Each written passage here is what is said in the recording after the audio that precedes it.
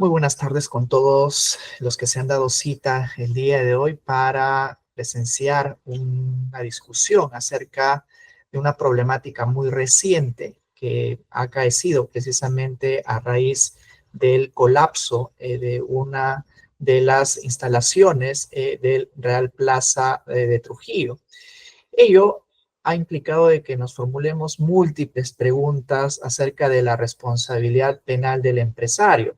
¿Hasta qué punto alcanza? ¿Cuáles son las justificaciones? Y sobre todo, y eso estará a cargo también de las exposiciones que siguen a quien habla, cuáles serían las medidas preventivas y los ámbitos organizativos que se deben desplegar precisamente para evitar la responsabilidad de todos aquellos tienen una posición de dirección y de administración dentro de la persona jurídica.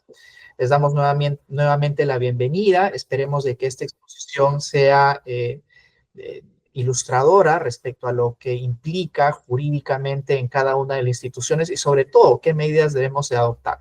A ver si pasamos a la siguiente diapositiva, por favor. Bueno, como les mencionaba, uno de los aspectos que ha gatillado la discusión que precisamente el día de hoy vamos a sostener es el colapso del techo en el patio de comidas del Real Plaza Trujillo, que sucedió el 21 de febrero del presente año. Pero no solamente el colapso, hablando en términos de infraestructura, sino además cuáles fueron las consecuencias, ¿no? Y la consecuencia más sensible fue la producción nada menos que de 6 fallecidos y de 84 heridos. Obviamente, dentro de las investigaciones se van a tratar de dilucidar cuáles fueron las causas que provocaron este colapso. Sin embargo, se debe de resaltar que al día de hoy, en tanto se dilucidan las investigaciones, ya nos encontramos frente a un primer implicado, frente a un primer investigado, que es precisamente el gerente general del Real Plaza.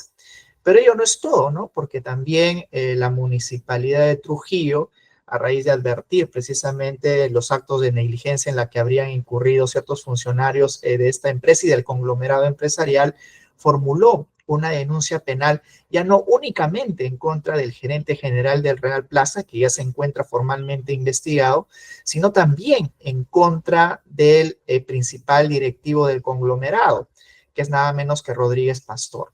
Al día de hoy todavía no existe un pronunciamiento por parte de la Fiscalía respecto a esta denuncia interpuesta, pero ya ello avisora cómo un accidente, sea negligente o de alguna manera una conducta dolosa, podría conllevar a un alto riesgo de implicar a funcionarios públicos y también a los altos directivos de la empresa que regenta el negocio, como en este caso no solamente el Real Plaza de Trujillo, sino también a todo el conglomerado de quien dirige estas empresas. La siguiente diapositiva, por favor.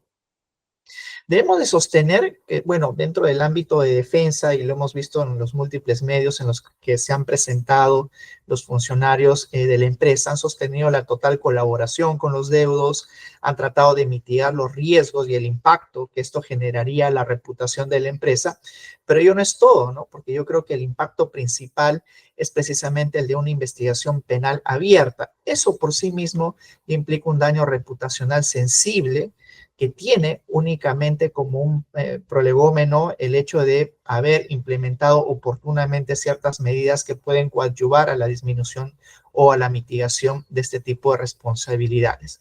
Pero ¿qué nos ha demostrado casos como estos? Nos ha demostrado de que el día de hoy en la práctica hay una creciente exposición de gerentes y administradores en la atribución de la responsabilidad penal acaecido siempre en los marcos de la actividad empresarial.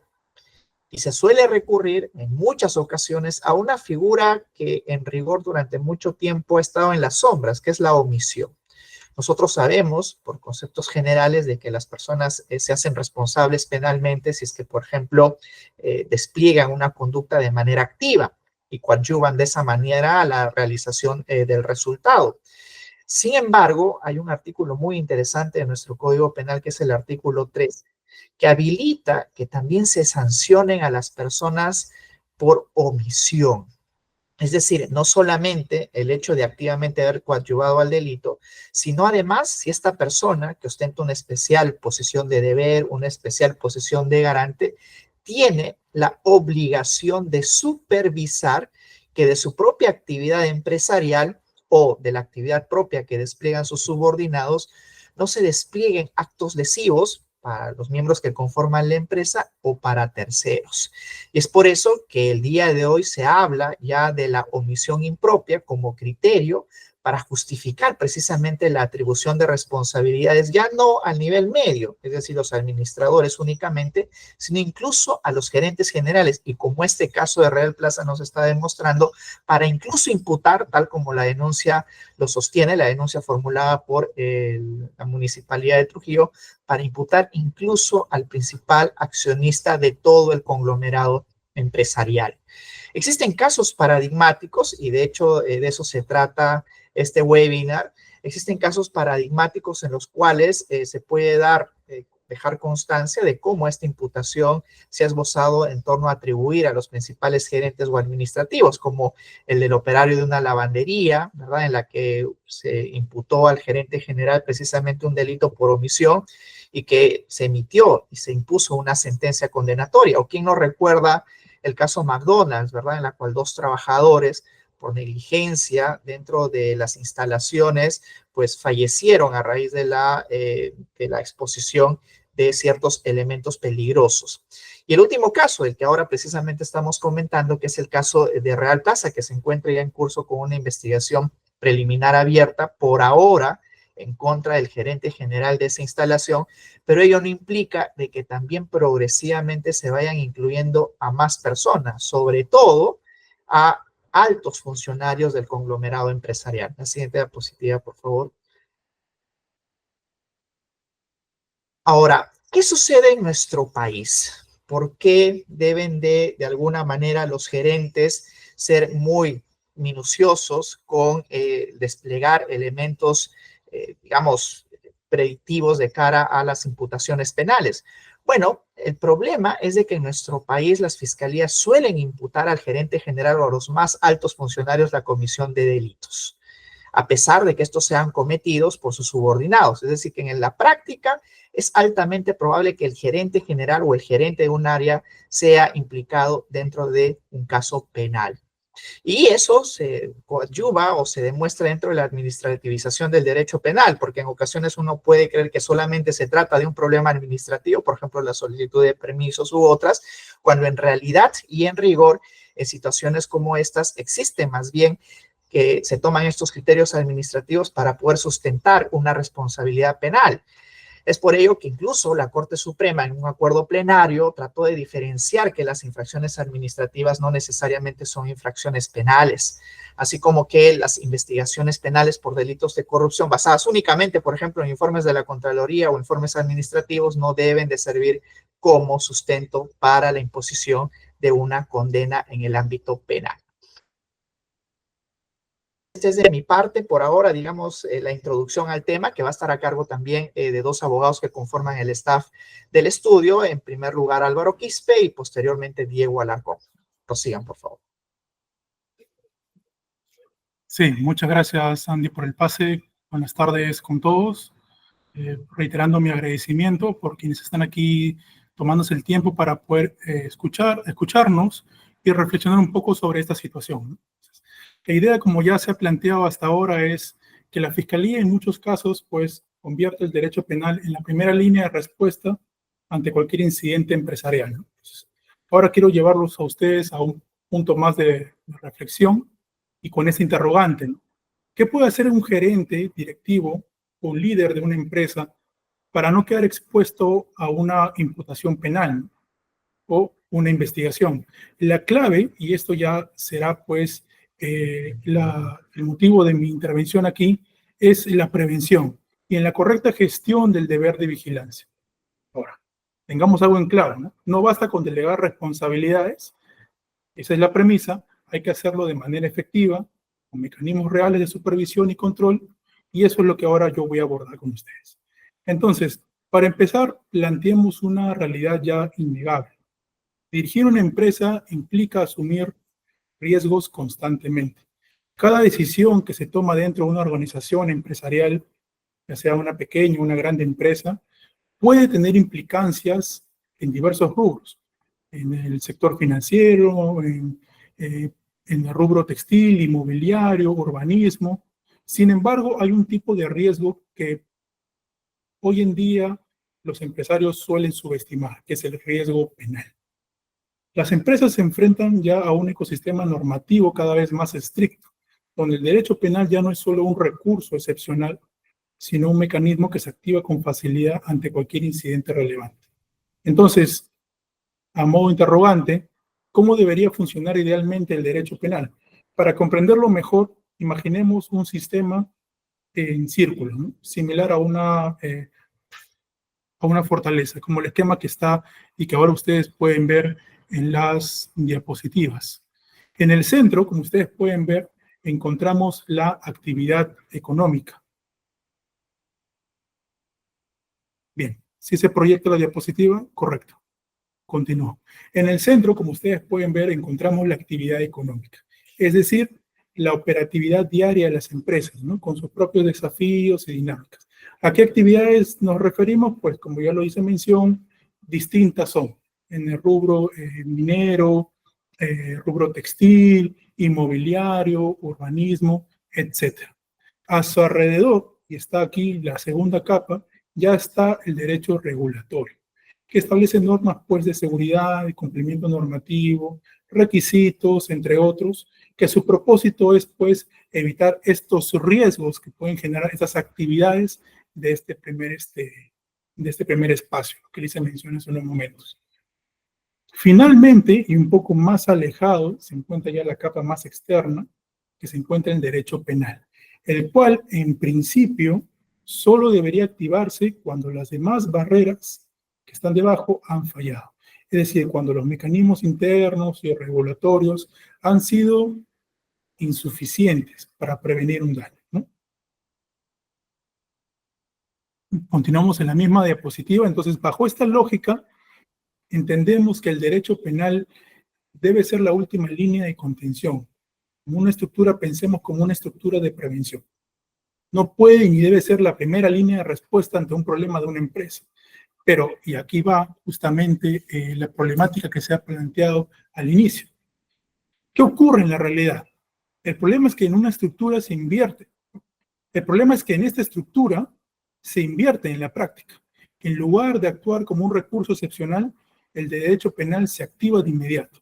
Muchas veces, pues, sin un análisis previo, consensuado, de si hay o no otros mecanismos que funcionan también igualmente, ¿no?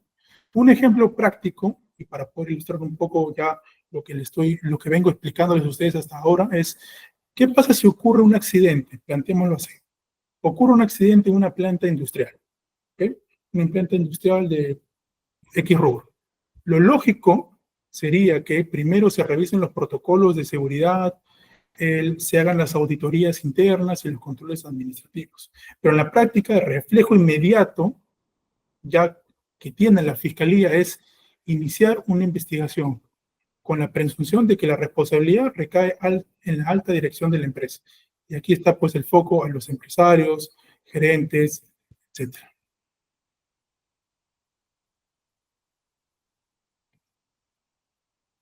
Entonces, ¿cuál es el problema de este enfoque? Se omite la revisión de los mecanismos administrativos de prevención, se parte pues de la premisa que si ocurrió un daño, alguien en la dirección tuvo que haberlo evitado. No se distingue o no lo hace la fiscalía, aquí en estos casos, no se distingue entre errores administrativos y responsabilidades con una evidente connotación ilícita, ¿no? Entonces, aquí una pregunta clave es, ¿por qué el foco de la fiscalía está siempre en los gerentes y directivos? Aquí llegamos a un punto fundamental, que es la omisión impropia como base de la imputación penal. El derecho penal tiene una particularidad en el ámbito empresarial. No se necesita, pues, que un gerente, un directivo o un líder de una empresa cometa un acto ilícito de manera directa para ser investigado. Basta con, y eso se demuestra en la realidad, pasa en la realidad, con que la fiscalía argumente que tenía el deber de impedir el daño y no lo hizo. Entonces, aquí radica el gran riesgo para los empresarios, que en el derecho penal empresarial es no haber evitado un problema puede ser interpretado como haberlo permitido, generando pues ya méritos para una imputación, ¿no? Una investigación. Entonces, esto nos lleva ya al siguiente punto, que es, y lo voy a explicar de manera muy breve, que es la omisión impropia como fundamento de la responsabilidad penal. Siguiente diapositiva, por favor.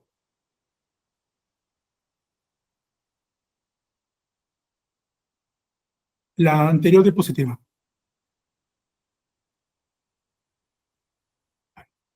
Parece que mi cámara se ha frizado. Me dicen, por favor, si todo está en orden. Bien, correcto. Sigamos entonces.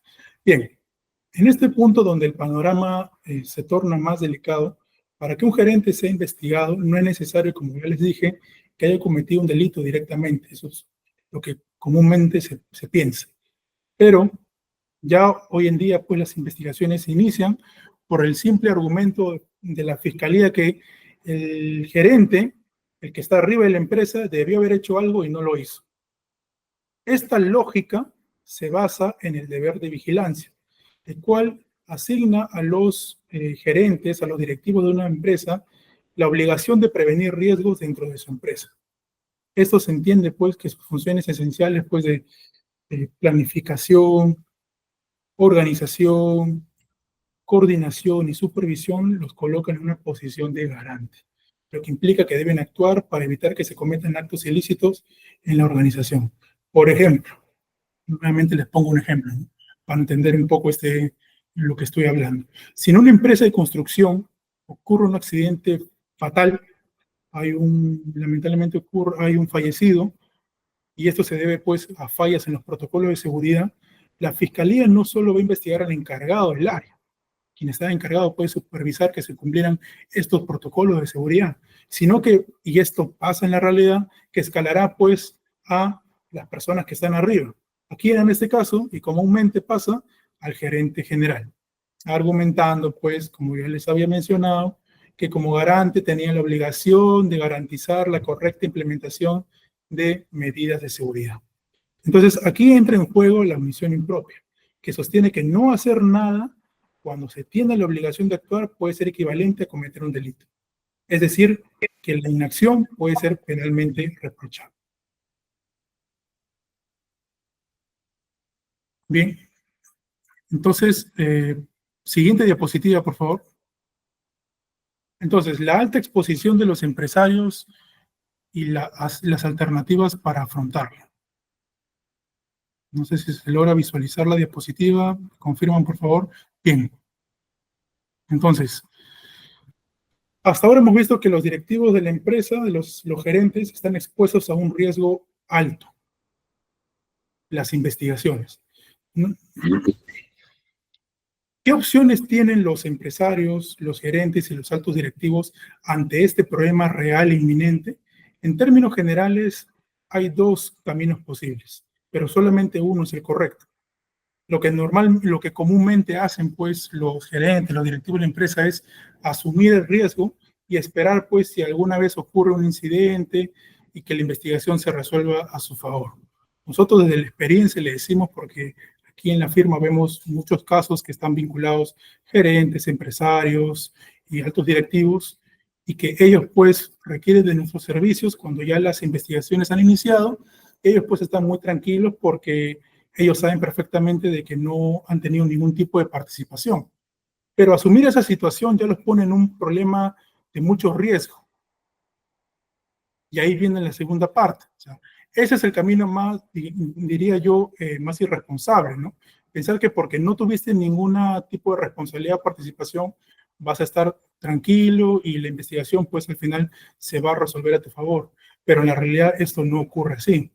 La segunda opción es, el segundo camino, y este es el correcto, es implementar, asumir ya ese riesgo y a su vez implementar estrategias de prevención y contención para reducir justamente esa exposición a riesgos. Y es aquí donde ya entra el trabajo del abogado. Este es el camino más inteligente y eficiente, ya que permitirá al empresario, al gerente, al directivo, anticiparse y demostrar que actuó con diligencia, disminuyendo pues así la posibilidad de ser imputado. Siguiente diapositiva, por favor.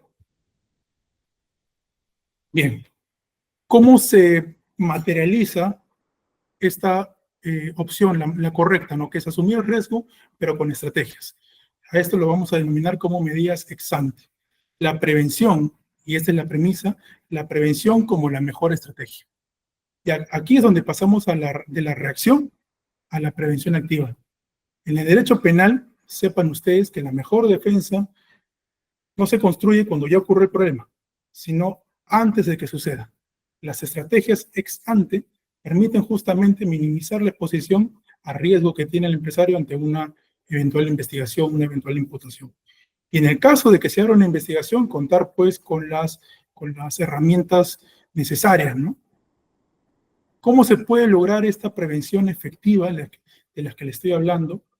Lo voy a dividir en 4 pilares fundamentales. Primero, hay que tener una estructura organizativa clara. Cada nivel de la empresa debe tener funciones bien delimitadas. Y aquí no hay distinción, pues, entre pequeña, mediana o grande empresa.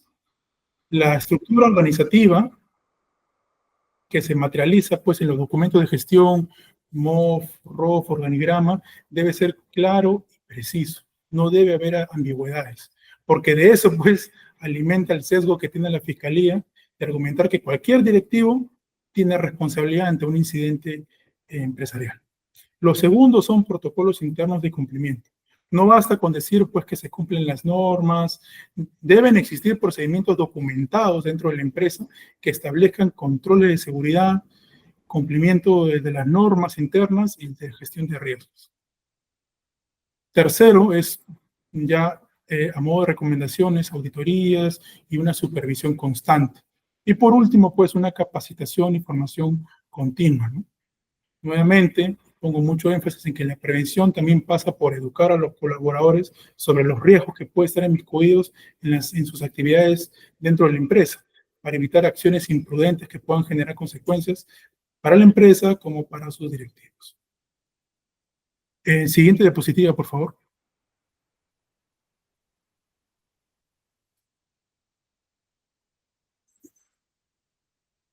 El papel, ahora, aquí quiero tocar con ustedes el papel de la estructura organizativa en la prevención de riesgos. Siguiente diapositiva, por favor. Ya, bien. Muchas empresas, por no decir la mayoría, cometen un error fundamental. Pensar que la estructura organizativa se reduce a un simple organigrama. Creen que es suficiente con definir jerarquías y delegar responsabilidades en papel, entre comillas, sin evaluar si en la práctica estos mecanismos realmente funcionan. El problema de esta concepción, de esta visión, es que cuando ocurre un incidente, la Fiscalía ya inicia investigación, si la estructura organizativa no está bien definida, la imputación se extiende a todos los niveles directivos. ¿Cómo evitamos esto? Debe haber, aquí lo divido en 3 puntos, claridad en la distribución de funciones. Cada área de la empresa debe tener roles bien delimitados para evitar una superposición de responsabilidades. Debe haber una asignación específica de responsabilidades. Si un incidente ocurre en una operación puntual, una actividad puntual de la empresa, se debe poder identificar qué área era la responsable directa y no arrastrar a toda la alta dirección.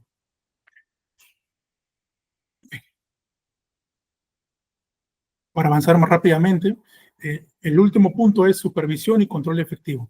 Debe haber una delegación de funciones, pero esto no es absoluto, no significa desligarse de la supervisión. La gerencia, los que están arriba, deben asegurarse de que las áreas encargadas cumplan con sus responsabilidades. Finalmente, y ya para terminar mi intervención y darle pase a mi colega Diego, hay una configuración idónea de la estructura organizativa y funcional que quiero conversar con ustedes. Rápidamente. La estructura organizativa no solo influye en la eficiencia de una empresa, sino que también actúa como un escudo de protección. Un diseño contrario a esto, es decir, un diseño deficiente, puede aumentar significativamente la exposición a riesgo de ser investigados, de una imputación. Los errores más comunes justamente en esta estructura organizativa son estructuras excesivamente verticales, donde todas las decisiones recaen en una sola persona y esto pues y en efecto aumenta su responsabilidad de quien las asume, ¿no? Las delegaciones de funciones que existen solo en papel, sin mecanismos reales de control ni autonomía efectiva. Y por último, ausencia de sistemas de monitoreos, lo que impide pues verificar si las responsabilidades delegadas se están cumpliendo adecuadamente. Entonces, en conclusión, ya con esta parte, una buena estructura organizativa no solo mejora la eficiencia de la empresa, sino que es una herramienta de protección para los directivos, gerentes y los que están en la línea de arriba. Implementar una estructura organizativa clara y efectiva es, a mi criterio, no es opcional, sino una necesidad ya estratégica para mitigar riesgos y evitar, pues, justamente estas imputaciones injustificadas, ¿no? Bien, eso es lo que quería compartirles de mi parte y ahora le dejo en el uso la palabra a mi amigo y colega Diego. ¿Qué tal? Buenas tardes, ¿cómo están?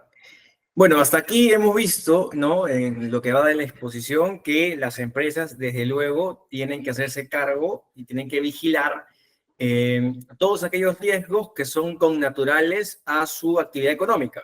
Esto es evidente, ¿no?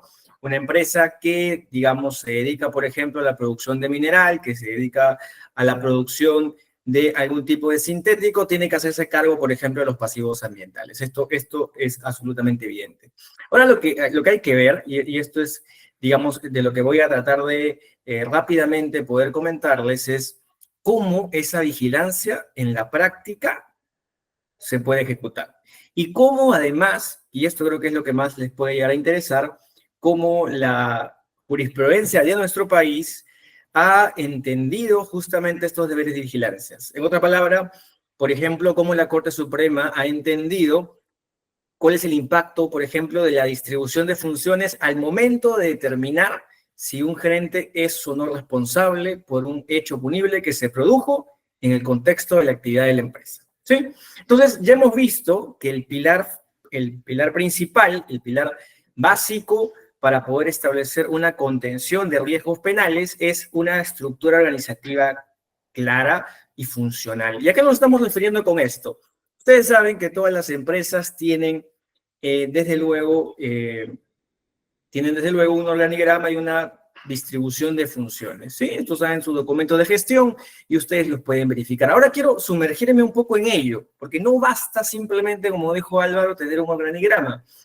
Primero, este organigrama tiene que ser inteligente. Esto quiere decir que hay, por ejemplo, ciertas estructuras que hacen más, digamos, proclive a que una organización termine generando que su gerente general sea un pararrayos. Por ejemplo, una organización que depende en demasía del gerente general, en donde el gerente general está constantemente en todos y cada uno de los puntos de la operación, es prácticamente un gerente general que se está poniendo la soga al cuello, ¿sí? Esto quiere decir que una estructura excesivamente jerarquizada y vertical necesariamente va a terminar con una exposición considerable del gerente general si es que se diera un hecho punible, ¿verdad?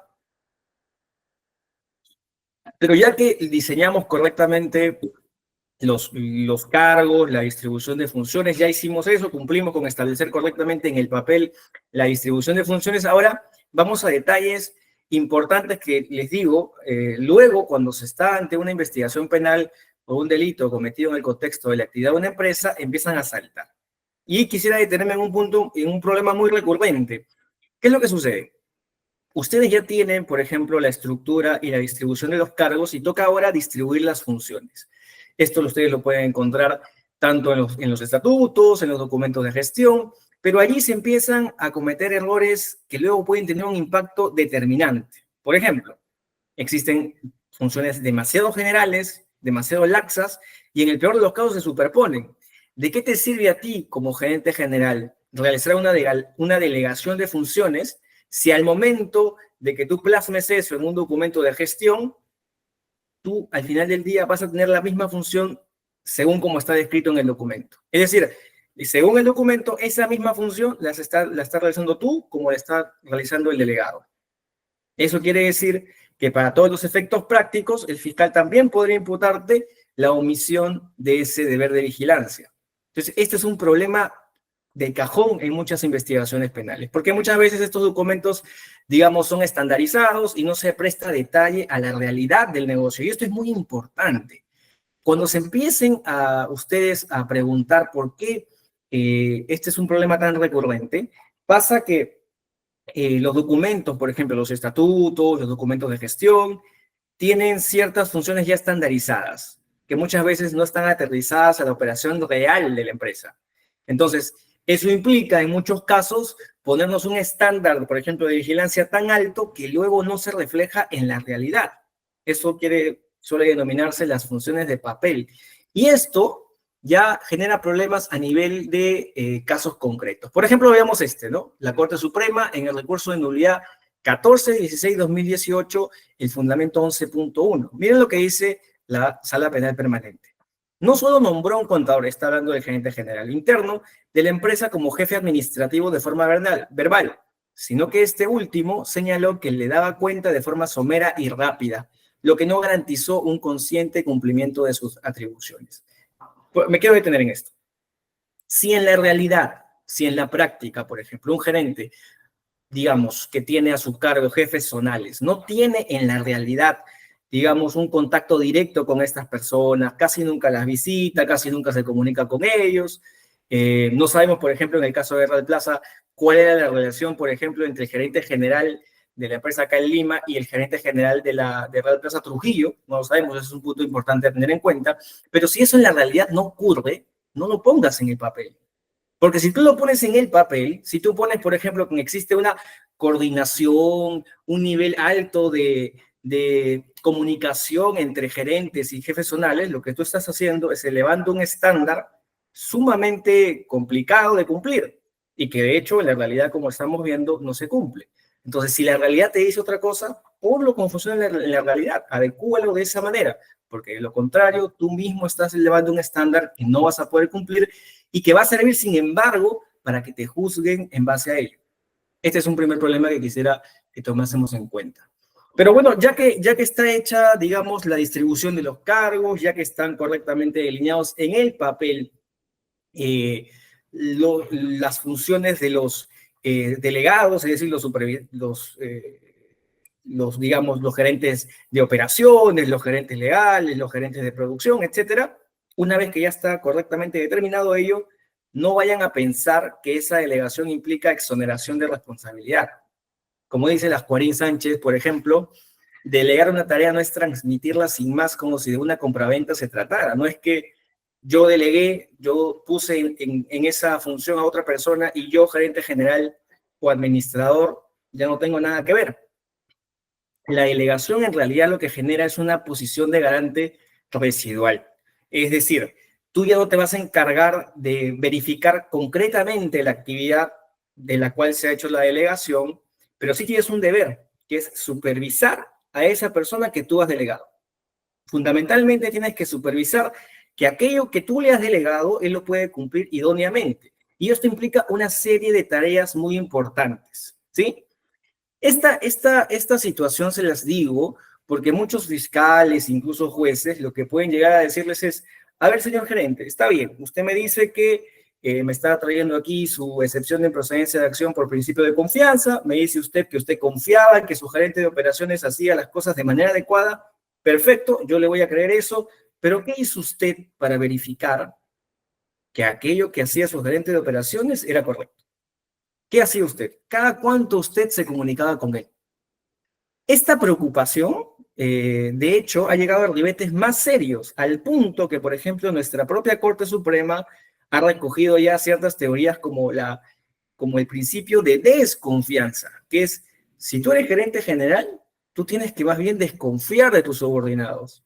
Tienes que estar con una actitud conservadora en el sentido de, estas personas pueden equivocarse. Y yo tengo la función de supervisar que no se equivoquen. Por ejemplo, la Corte Suprema, en una ponencia del juez supremo César San Martín Castro, expresamente reconoció el principio de desconfianza. Miren lo que dijo en este punto. En el presente caso, no puede invocarse la presencia de una delegación de ejecución de actos hacia los administradores de la empresa, si ni siquiera se mencionó qué actividades específicas de vigilancia desarrolló o implementó para custodiar que estos últimos asignasen a 2 choferes por ruta, y antes qué hizo o qué actividades desarrolló para velar que antes de iniciar el trayecto los choferes estén debidamente descansados. Y miren lo que dice antes.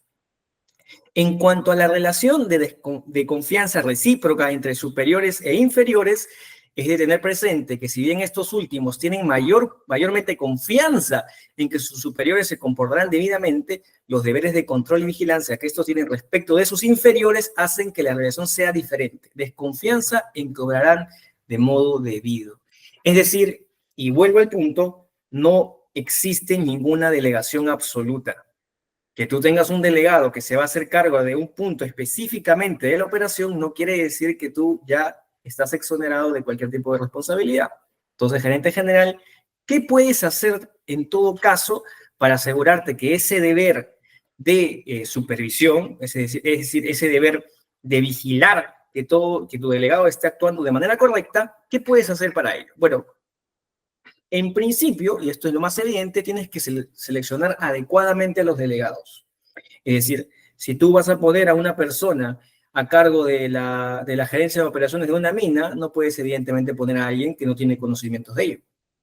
No puedes decir luego, bueno, yo puse a esta persona y él era el responsable, a pesar de que, por ejemplo, no sabía nada de minería. Esto es evidente. Luego además de que ya cumpliste con tener un procedimiento de selección adecuado, es decir, ya seleccionaste a alguien que tiene las capacidades y la preparación para esa función específica, luego viene ya una política de monitoreo constante, es decir, un flujo de información idónea. No puedes simplemente abandonar a tu gerente de operaciones en la mina y tú seguir muy tranquilo en Lima sin comunicarte con él cada 5 meses, por ejemplo, ¿no? Esto también es evidente. Y además, y esto creo que es algo muy importante, que a veces no se toma en cuenta en nuestro país, tiene que haber una clara dotación y una idónea dotación de medios. Es decir, no puedes, por ejemplo, pretender encargarle a una persona la supervisión, por ejemplo, de un gasoducto y no darle los mecanismos necesarios para hacer las mediciones, para hacer, digamos, el análisis de las herramientas que se están empleando, o el personal calificado para poder activar ese tipo de situaciones. Entonces, esto quiere decir que la supervisión también implica tener en cuenta que estas personas, para que puedan ejercer justamente esa posición de garante, tengan los mecanismos adecuados para ello. Y una final cuestión que debe también tenerse en cuenta es el control y la vigilancia. Si tú estás viendo que algo no sale bien, si por ejemplo, como en el caso del Real Plaza, se advierte que ya habían algunos problemas, y esto, por ejemplo, lo dicen últimos reportes de que habían ya problemas reportados meses antes, y esto ya va a ser materia de investigación, desde luego tu deber es preguntar, ¿qué pasó? ¿Cómo va el tema? ¿Hay algún reporte que tengan que remitirme? Este tipo de situaciones. ¿Por qué? Porque si, por ejemplo, se descubriese que sí hubo algún tipo de incidente y que esto no fue adecuadamente comunicado y no se hizo nada, lo que estamos viendo es probablemente la posibilidad de una imputación dolosa. ¿Por qué? Porque muchas veces se dice que el conocimiento es el dolo, pero deliberadamente no conocer, es decir, evitar conocer, taparse los ojos, la ignorancia deliberada también es una forma de ocultar, es una forma de situación que podría justificar el dolo. ¿Sí?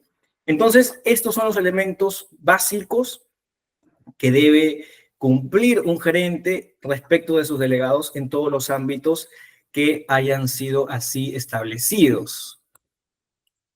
Y una última cuestión que tiene que ver ya con la gestión de la vigilancia, que es de lo que estamos hablando, todas estas acciones de las que estamos hablando y que ha compartido mi colega Álvaro Quispe y también que ha problematizado Andy Carrión, nuestro socio fundador, tiene que ver con la gestión de la vigilancia. Y cuando hablamos de gestión de vigilancia, gestión de la supervisión, es evidente que también estamos hablando de compliance.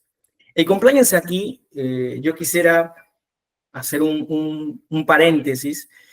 Seguramente muchos de ustedes ya han escuchado del compliance, pero normalmente se le asocia con un mecanismo para defender a la empresa. Es decir, un mecanismo que va a servir para evitar una imputación por la ley 3424, una imputación por el artículo 105. Esto es sanciones directamente establecidas contra la empresa como tal por defectos de organización. Pero el compliance también, y esto es lo interesante que quisiera tocar el día de hoy, también puede servir como un mecanismo para custodiar y para potenciar los deberes de vigilancia de las personas naturales. Y evidentemente también para poder establecer algún tipo de defensa en ese sentido. Por eso, lo que quiero que pueda quedar claro es que el compliance no solamente sirve para defender a la empresa como tal, también puede servir para defender a aquellos funcionarios, ¿no? Gerentes, administradores, que desde luego por su propia condición están sumamente expuestos, como ya se ha visto hace un minuto. Ahora bien, aquí quisiera hacer unas menciones concretas sobre la función del compliance, aterrizadas a lo que pasa en nuestro país, ¿no? En nuestro país, y como ya ha dicho también al inicio Andy, hay un gran problema, que es que a pesar de que en teoría el derecho regulatorio, la parte administrativa tiene un fuero, a pesar de que eso todos, digamos, lo tenemos más o menos claro, hay un gran problema en cuanto a los límites. Y no es casual que, por ejemplo, la Corte Suprema haya tenido que emitir un acuerdo plenario para aclarar, por ejemplo, que las infracciones administrativas ambientales no son automáticamente delitos. Esto, por ejemplo, también sucede mucho en los casos de delitos contra la administración pública, donde muchas veces los funcionarios que son procesados lo son en tanto se han verificado algunos defectos de forma, algunos temas con plazos, algunos temas técnicos, cuestiones que en realidad no son estrictamente penales, sino que son de carácter administrativo. Pero como les vuelvo a repetir, esa frontera entre lo administrativo y lo penal en nuestro país no es nada clara y por tanto es más bien difusa. Ahora bien, respecto del derecho regulatorio hay otra cosa que ustedes deben tomar en cuenta. Como ustedes pueden ver en este gráfico, ustedes tienen la actividad económica, tienen el tema del compliance, tienen el derecho regulatorio. El compliance es una línea que se pone incluso delante del derecho regulatorio. Esto quiere decir que es una línea de flotación mucho más alta. No sé si ustedes recuerdan la entrevista que tuvo el gerente general de Real Plaza con Mónica Delta, y yo me acuerdo que en un punto él dijo, dijo algo así, no sé si estoy citando expresamente, pero la idea era como, nosotros no solamente hemos hecho lo que la norma nos exigió, sino hemos hecho más de lo que la norma nos exigió. Eso es compliance.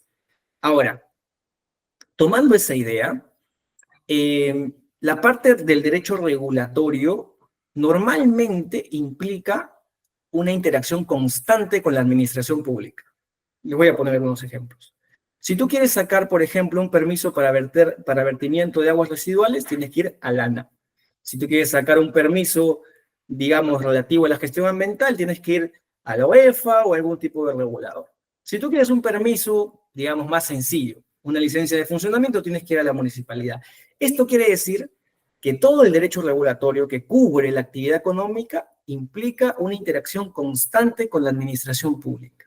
Y ahí aparece un riesgo evidente, y nadie lo va a negar, las encuestas y la data está allí, que es el riesgo constante de la corrupción. Entonces, esto quiere decir que si tú de por sí ya tienes una actividad económica que implica una relación con la administración pública, esto quiere decir casi todas, por no decir todas, tú además tienes un riesgo constante que es el riesgo de la corrupción. Y por eso el compliance antisoborno es digamos, una prevención ineludible para todas las empresas.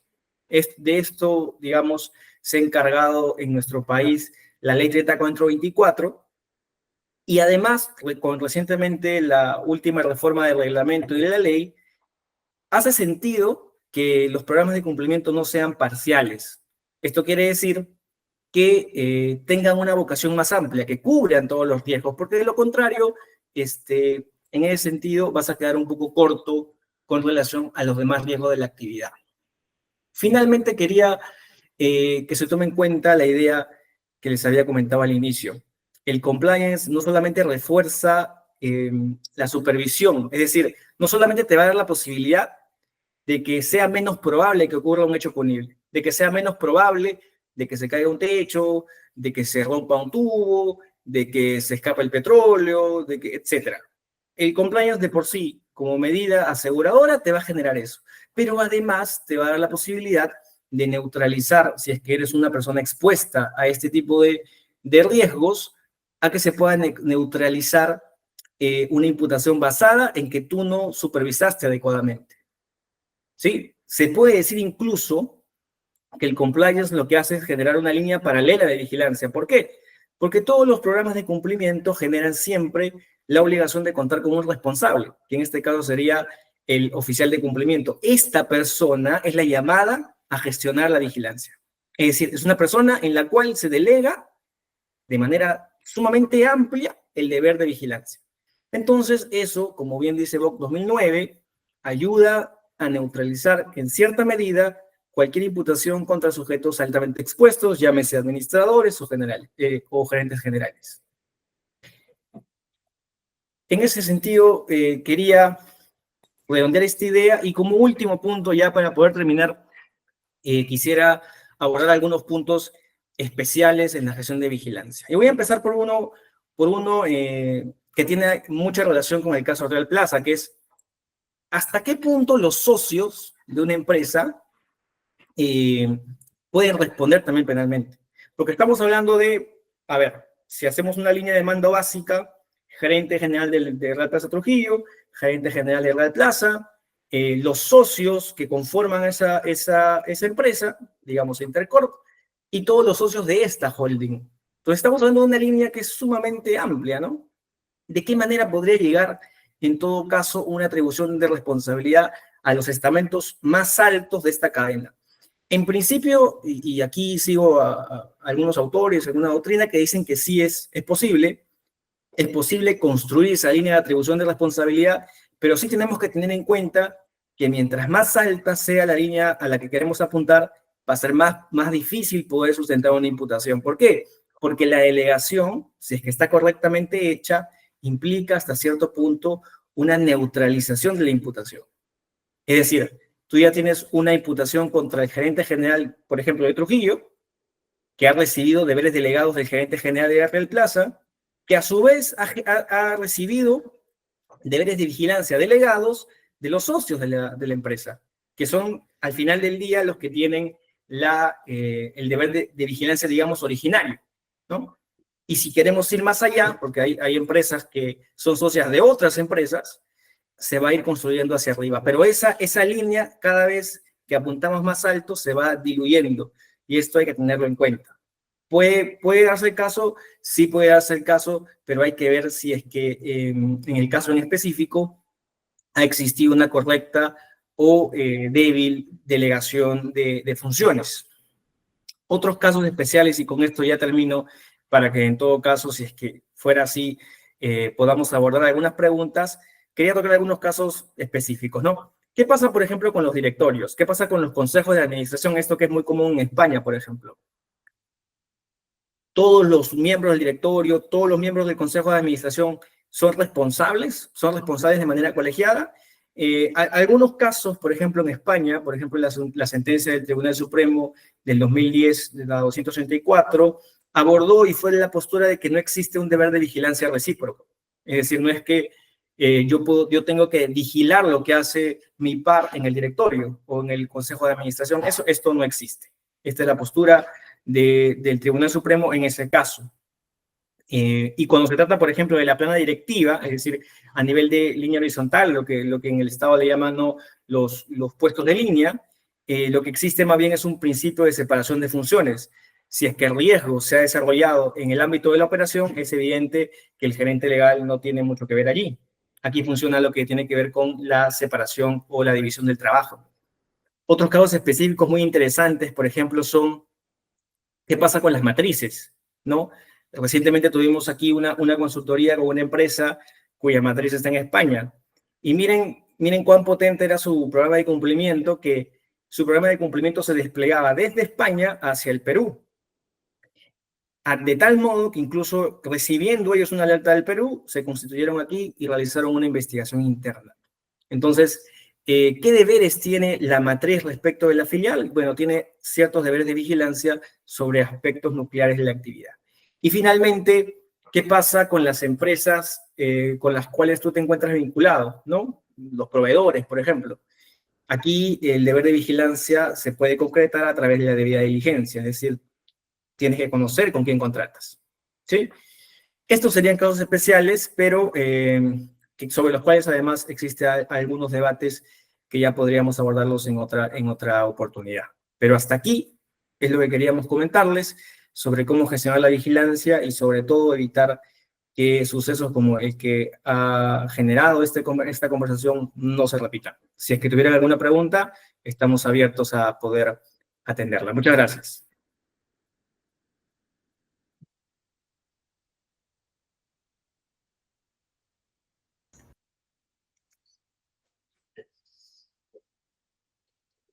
Bueno, en tanto, a ver, sí, Paola, por favor.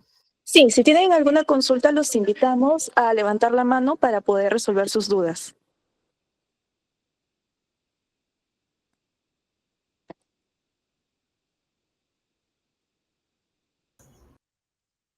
Bueno, en tanto alguno se anime o quizás ha quedado ya muy claro el tema que se quería exponer el día de hoy, solamente señalar de que, digamos, este caso específico que se ha abordado de Real Plaza debe de abrir ciertas preocupaciones dentro de la empresa, que circunstancias como estas también pueden presentarse independientemente de las actividades a las que se dedican. Y debemos de tener en cuenta que el riesgo, tal como se expuso al inicio de esta presentación, es muy alto si es que no se cuenta, por ejemplo, con un programa de cumplimiento o con aspectos muy específicos que puedan salvaguardar la responsabilidad de los directivos de la empresa. Esa tendencia de que la fiscalía, cuando se produce un accidente o identifica alguna irregularidad, esa tendencia de imputar directamente al administrador o al gerente, ya no es una tendencia incipiente, sino que más bien es una tendencia ya permanente y que viene en ascendencia a raíz precisamente de casos en los cuales para la fiscalía quizás un valor mayor para apreciar su trabajo no es imputar necesariamente a un gerente de área o a un administrativo, sino más bien al gerente general. Y esos riesgos, digamos, de actuación en la práctica debería de llamarnos no solamente a reflexionar, sino a ver qué medidas concretas dentro de la empresa tienen que abordarse de cara a prevenir este tipo de riesgos. El riesgo nunca puede ser cero, lo que se hace más bien es tratar de mitigar estos riesgos y para ello nosotros pues hemos también desplegado ya algunas acciones de asesoría y también de acompañamiento, no solamente en la implementación de programas de cumplimiento, sino como desde la práctica implementar recomendaciones de cara a que se cubra no solamente los gerentes y los empresarios, sino más bien a evitar que alguna circunstancia como esta pueda ser generadora de una mayor responsabilidad. Los accidentes pueden ocurrir, por supuesto, pero si estos ocurren dentro de las medidas diligentes que ha tomado la empresa para poder prevenir precisamente estos riesgos, puede acaecer el accidente, pero no necesariamente gatillar con ello una responsabilidad penal. Así es que lo que se tendría que hacer en casos como estos es implementar medidas preventivas porque solo así podría garantizarse de que ante la eventualidad de una investigación penal puedan salir airosos no solamente de la investigación, sino además tener una carta de presentación reputacional para señalar precisamente que la empresa sí cumple con todas las normativas y no solamente las cumple en el papel, ¿no? Sino que además tiene una alta exigencia de cumplimiento, tal es así que la propia estructura, la competencia, las funciones, etcétera, de cada uno de los miembros de la empresa se encuentra tan bien definida y delimitada que las responsabilidades puedan ser mucho más complicadas de ir en ascenso hasta alcanzar al administrativo o al gerente general. Esa es una práctica de la cual nosotros nos venimos desempeñando ya hace algunos años, no solamente en la asesoría preventiva, sino también cuando ya surgen inconvenientes como estos, realizando, por ejemplo, investigaciones internas, tal como lo ha señalado Diego, o de alguna manera mitigando incluso ya los riesgos de la persecución pública una vez ya sucedidos los hechos, es decir, ex post, ¿no? Por ejemplo, con el resarcimiento del daño, qué medidas la empresa va a implementar de cara a evitar esos daños en el futuro, etcétera, ¿no? En la cual ninguna empresa está exenta, ¿no? El riesgo, ya lo ha demostrado el caso del Real Plaza, es un riesgo siempre latente.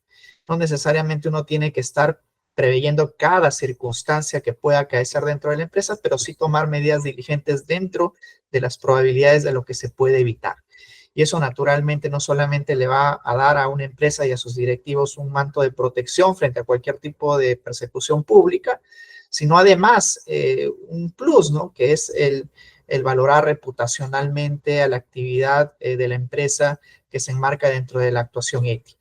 Así es que yo creo que eso es lo que el día de hoy queríamos transmitirles. Nosotros somos un estudio relativamente joven, pero no por ello con menos experiencia. Tenemos en asesoría a muchas de las principales empresas en nuestro país y el caso de Real Plaza nos ha motivado a tratar de compartir con ustedes algunas reflexiones que no solamente aborden el diagnóstico de qué es lo que pasa con los organismos persecutores, porque una cosa es decir aquí no va a pasar nada porque he tomado algunas medidas y otra cosa distinta en la práctica es cómo, por ejemplo, los fiscales piensan a la hora de perseguir este tipo de delitos y también cómo debe la empresa cubrirse frente a ciertos riesgos, no solamente ya para el empresario, el directivo, el gerente o el administrativo, sino para la propia persona jurídica, en atención a que el día de hoy ya la persona jurídica como tal puede ser pasible de una imputación penal, puede ir a juicio. De hecho, nosotros somos uno de los estudios pioneros quienes estamos llevando la asesoría de una persona jurídica en un juicio y por tanto también tenemos la expertise suficiente para identificar qué no hacer frente a ello. Entonces, espero de que haya sido esclarecedora esta presentación. Naturalmente siempre existen algún tipo de cuestiones o consultas mucho más específicas, ya que se presentan en el día a día en cada una de las empresas, dependiendo del giro del negocio, dependiendo de la magnitud, de la interrelación, quizás son empresas solo nacionales o empresas que tienen también contactos internacionales o aquellas empresas que tienen, por ejemplo, como proveedores a la administración pública y que de alguna manera también existen riesgos muy específicos con la administración pública que se tienen que evitar. O riesgos como el del Real Plaza, ¿no? Que únicamente la actividad empresarial podría generar, tales como investigaciones penales, incluso por delitos tan graves como el del homicidio culposo o quizás incluso homicidio doloso, si es que las autoridades intentan aplicar en este caso un precedente importante que es el caso de Utopía, donde los gerentes principales fueron condenados. De hecho, hay uno de ellos que también se encuentra prófugo y la idea es, a raíz de los precedentes y de los casos, a propósito del caso de Real Plaza, poder evaluar qué medidas preventivas podrían cubrir no solamente a los empresarios y directivos, sino también a la propia persona jurídica. Eso queríamos transmitirles el día de hoy. No sé si Diego o Álvaro quieren dar algunas palabras finales para cerrar.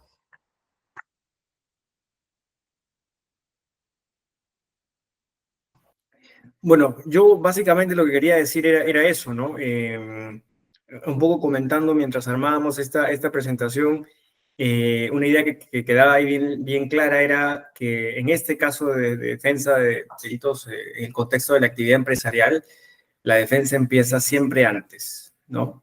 Y de hecho, pese a que sí existe un margen de acción una vez que lo que ha sucedido termina en una investigación penal, es muy claro que todo aquello que se hizo antes, es decir, las medidas ex ante, las medidas previas, las medidas de prevención, van a ser las que allanen el camino para eventualmente establecer una defensa óptima, no solamente desde el punto de vista de, digamos, la responsabilidad penal, sino también la reparación, si es que es el caso, y la gestión reputacional de las empresas involucradas. Eso básicamente quería comentarles y siempre ahí están nuestros correos, cualquier consulta, cualquier comentario, también discusión académica, si así lo desean, estamos abiertos siempre a escucharlos y a poder mantener un contacto más cercano.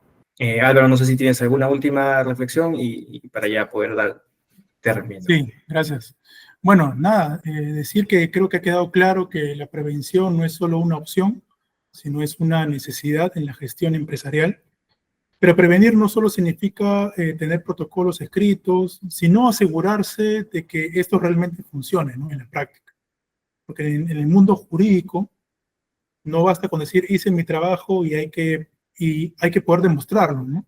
Y ahí está la diferencia, y creo que esto encierra un poco la idea del motivo por el cual elaboramos este webinar, es que la diferencia entre un directivo expuesto a este riesgo y uno realmente protegido, ¿no? Gracias, eso es todo. Bueno, yo creo que con eso ya podríamos culminar este webinar del día de hoy. Aquí ustedes, como pueden ver, están los datos, los correos a donde nosotros podemos gentilmente también responder las preguntas que ustedes deseen. Y nada, y estar en constante contacto respecto también a los demás eventos y comunicaciones que podríamos eventualmente intercambiar respecto a estos casos de especial relevancia, sobre todo dentro de las actividades empresariales, ¿no? Que tengan muy buenas tardes y nuevamente agradecer a todos los que se han dado cita el día de hoy. Hasta pronto. Cuídense, chao. Buenas tardes. Hasta otra oportunidad. Muchas gracias a todos por su asistencia. Por favor, estén atentos a nuestras redes que estaremos subiendo las diapositivas en estos días. Tengan buenas tardes.